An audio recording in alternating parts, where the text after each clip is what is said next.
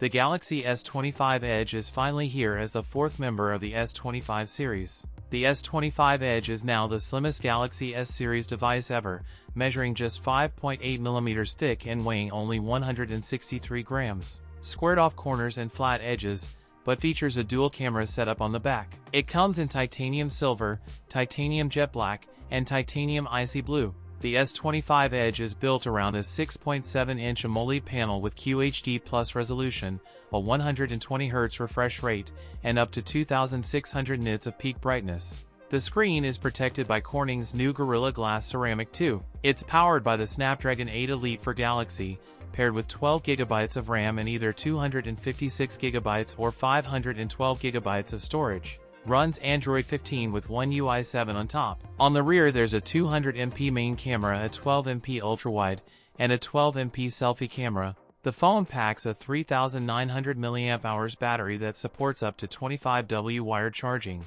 The Galaxy S25 Edge is now available for pre-order, with sales set to begin on May 23rd. Pricing starts at $1,099.99 for the 256GB model. That's it for today's video. If you enjoyed it, don't forget to like, comment, and subscribe for more content. Thanks for watching, and I'll see you in the next one.